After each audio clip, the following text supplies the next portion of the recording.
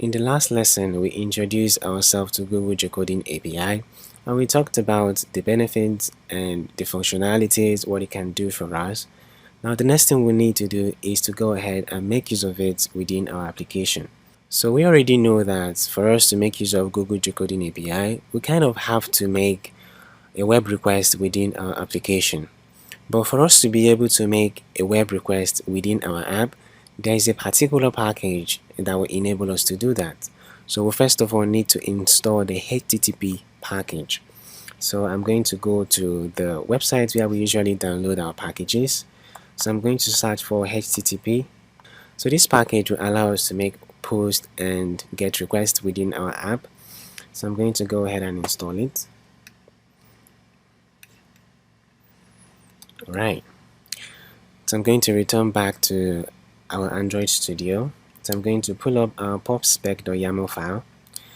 So I'm going to go ahead and paste the HTTP dependency, and I'm going to click on pop get. Alright, so this has been properly installed for us. But before we do this, we really appreciate good code organization. Now the first thing we want to do will be to set up a very good flow for making web requests throughout our application. So to be able to do that, I'm going to create a special class that is going to handle all the get and post requests that we're going to be making within our application. You can easily call this a network service or a helper. So for me, I prefer to call it a request helper because it's helping me do web requests. It's as simple as that. So what I'm going to do will be to create a new folder. So this folder, I'm going to call it helpers. So that's where all the helper files that we're going to be having throughout our application is going to be located. So I'm going to call these helpers. Now I'm going to go ahead and create a new .dat file.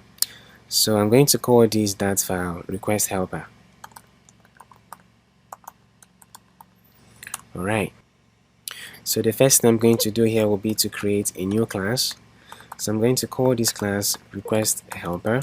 So the first thing I'm going to do will be to create a method that is actually going to perform all the get requests. So this method, I'm going to name it get request. Now this method also needs to return response from the request for us. So we kind of have to expect something back from this particular method. So because this is a web request, we don't know exactly what to expect, but most of the time we'll be expecting a string, but because we don't know for sure, we're going to use a dynamic. So we expect this method to return a dynamic for us, and this method needs to be asynchronous, so we're going to add features to it. So here I'm going to have feature of the type of dynamic, which is exactly what we want to return at the end of the day.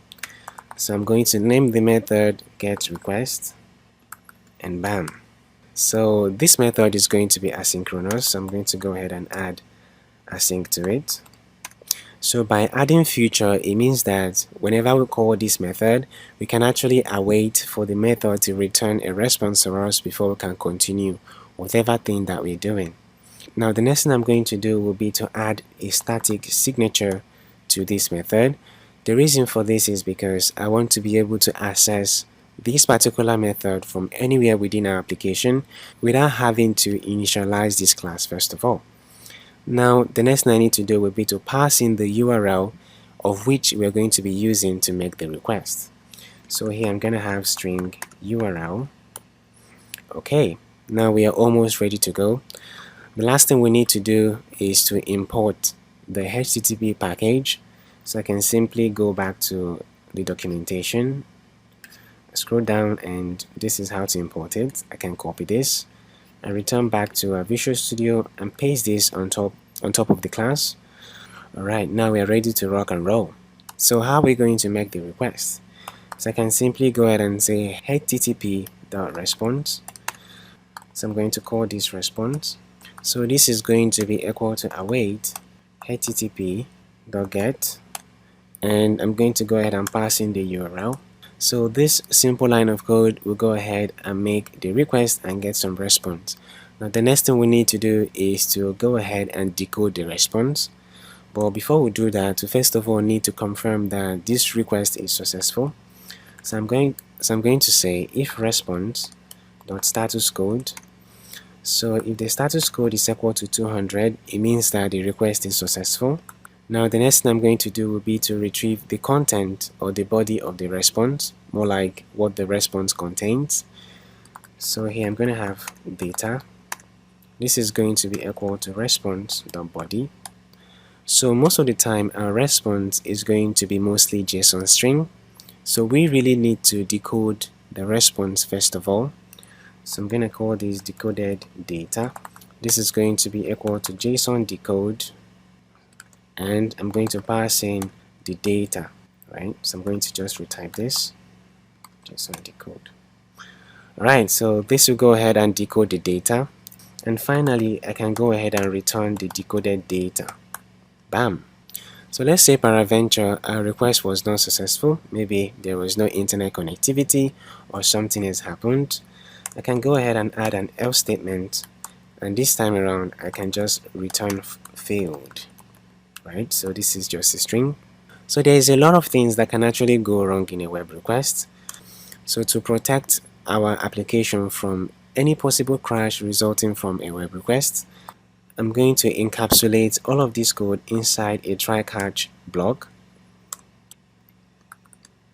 Right, so I'm going to go ahead and copy all of this and paste it here. And whenever an error occurs, I'm going to simply go ahead and return failed.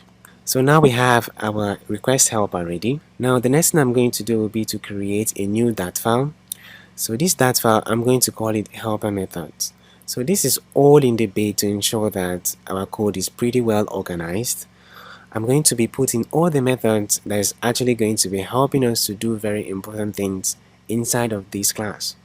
So I'm going to go ahead and create the file. So I'm going to call this helper methods. Right.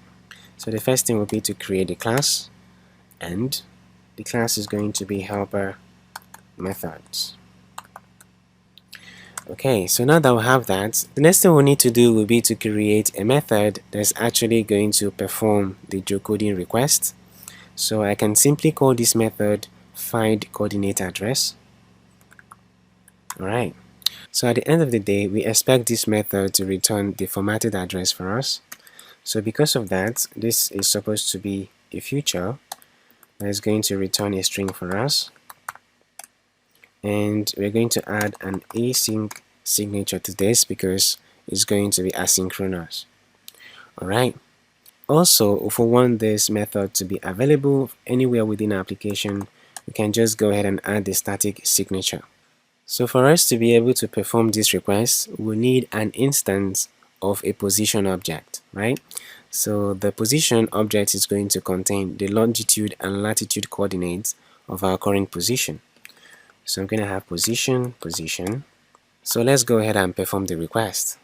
Now the first thing we need to do will be to go ahead and confirm that we have an active internet connectivity.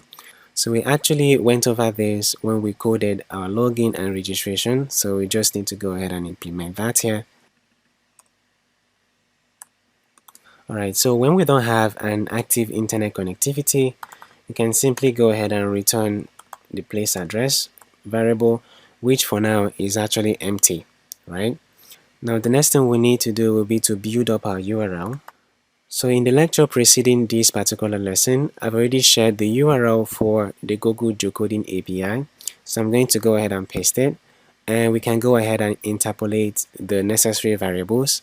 So our URL will be request ready.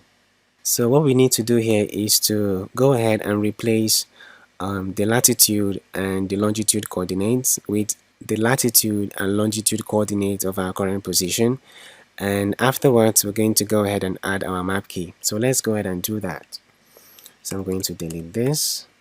I'm going to add the $, and here I'm going to have position dot latitude, and here I'm going to have position dot longitude. Now the next thing we need to do will be to add our map key, and our map key was actually saved in our global variables, so we just need to go ahead and access it. Alright, so we have our map key and our URL is ready, so we don't need to add these curly braces. Now the next thing we need to do will be to go ahead and make the request. So I'm going to go ahead and save our response.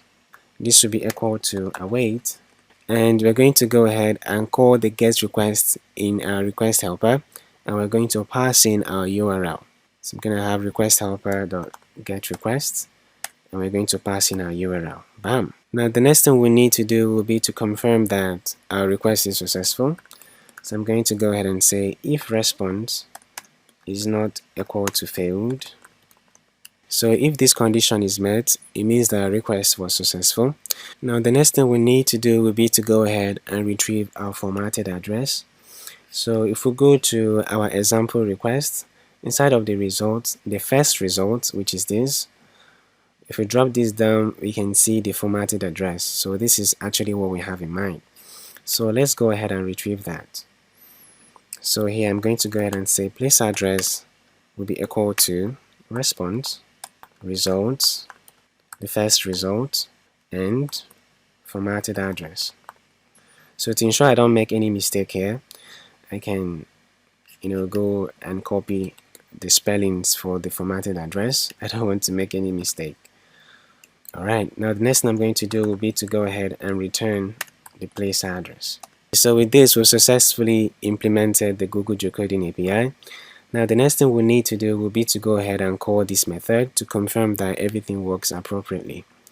So I'm going to call this method inside the setup position locator. The reason for this is because as at this time, we now have results for our current position. So what I'm going to do will be to go ahead and print the result, that is our place address at the end of the day. So I'm going to have string address. This is going to be equal to await helper methods dot find coordinate address, and I'm going to go ahead and pass in the position. So at the end of the day, I'm going to go ahead and print our address.